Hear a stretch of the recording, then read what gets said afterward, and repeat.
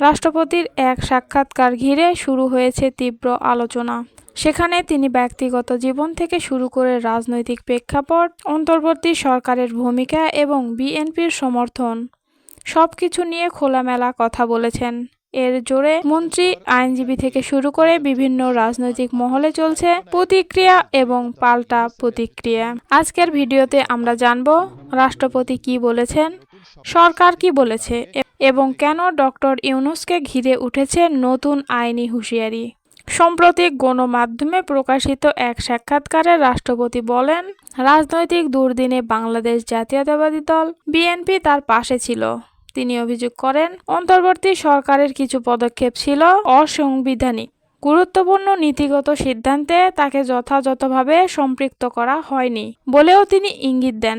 রাষ্ট্রপতির এই বক্তব্য প্রকাশের পর রাজনৈতিক অঙ্গনে সৃষ্টি হয় আলোড়ন। সোমবার সচিবালয়ে আইন শৃঙ্খলা রক্ষা বাহিনী প্রধানদের সঙ্গে বৈঠক শেষে স্বরাষ্ট্রমন্ত্রী সালাউদ্দিন আহমেদ সাংবাদিকদের বলেন, দেশের প্রত্যেক নাগরিকের সাংবিধানিক অধিকার নিশ্চিত করা হবে। তিনি জোর দিয়ে বলেন, সবারই কথা বলার অধিকার আছে, তবে আইনের ভিতরে থেকে কথা বলতে হবে। এদিকে তথ্যমন্ত্রী জহুরুল উদ্দিন স্বপন জানান, রাষ্ট্রপতির সাক্ষাৎকারের উত্থাপিত বিষয়গুলো সরকার বিস্তারিতভাবে পর্যালোচনা করছে। আনুষ্ঠানিক প্রক্রিয়া পরে জানানো হবে। রাজনৈতিক বিতর্কের মধ্যে নতুন মাত্রা যোগ হয়েছে নোবেল বিজয়ী অর্থবিদ ডক্টর মোহাম্মদ ইউনূসকে ঘিরে।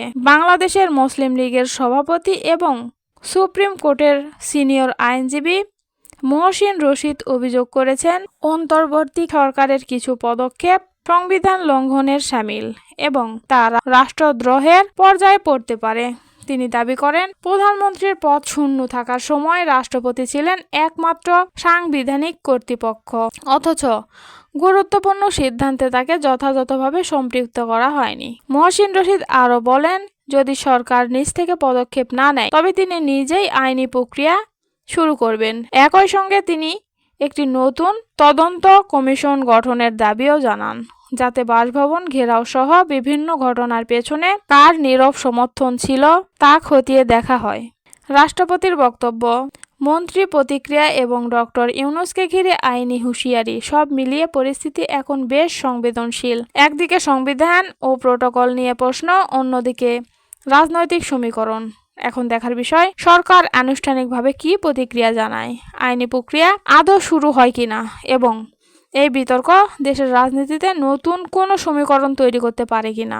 রাজনীতির এই উত্তপ্ত অধ্যায়ে আপনার মতামত কি, কমেন্টে জানান। ভিডিওটি ভালো লাগলে লাইক দিন, শেয়ার করুন এবং এমন আপডেট পেতে সাবস্ক্রাইব করতে ভুলবেন না।